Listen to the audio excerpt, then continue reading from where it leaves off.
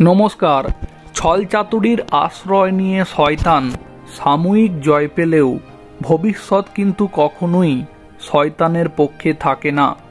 বাংলাদেশকে বিশ্বের কাছে শ্রেষ্ঠ এবং সুন্দর দেশ করার উদ্দেশ্য নিয়ে এগিয়েছিলেন শেখ হাসিনা, কিন্তু যেভাবে বাংলাদেশের ছাত্রছাত্রীরা কোটা তুলে দিতে হবে বলে যে ছাত্র আন্দোলন শুরু করেছিল, পরবর্তীতে সেই আন্দোলন আসলেই কি ছাত্র আন্দোলন ছিল নাকি উদ্দেশ্য অন্য কিছু ছিল, সেটা একেবারে পরিষ্কার হয়ে যায় যখন শেখ হাসিনা একেবারে ইস্তফাপত্র জমা দিয়ে বাংলাদেশ ছেড়ে চলে যেতে বাধ্য হয়। যেভাবে বাংলাদেশে লুট হতে থাকে, যেভাবে নিরীহ সংখ্যালঘু হিন্দু সম্প্রদায়ের জনগণ যারা কোনো দোষের দোষী নয় তাদের ওপর আক্রমণ, তাদের বাড়িঘর ভাঙচুর, হিন্দু সম্প্রদায়ের মন্দির ভাঙচুর, সেখানে আগুন লাগিয়ে দেওয়ার ঘটনা ঘটাতে থাকে।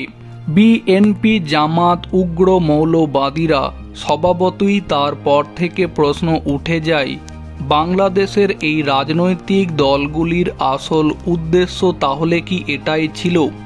শেখ হাসিনা বাংলাদেশ ছেড়ে চলে যাওয়ার পরে শেখ হাসিনার ছেলে সজীব ওয়াজেদ জয় জানিয়েছিলেন তার মা শেখ হাসিনা বাংলাদেশে থাকলে খুন হয়ে যেতে পারত।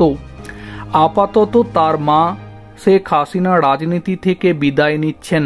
তবে বাংলাদেশ ছেড়ে শেখ হাসিনা চলে যাওয়ার ৩-৪ দিন পর থেকে শেখ হাসিনার ছেলে সজীব ওয়াজেদ জয় আবারও তার মা শেখ হাসিনার বাংলাদেশে ফিরে আসা নিয়ে অবশ্যই আশা যেমন রাখছেন, একই সাথে তিনি দাবি করছেন সময় কখনো এক যায় না, খারাপ সময় কেটে যাবে, আবারও বাংলাদেশের জন্য ভালো দিন ফিরে আসবে।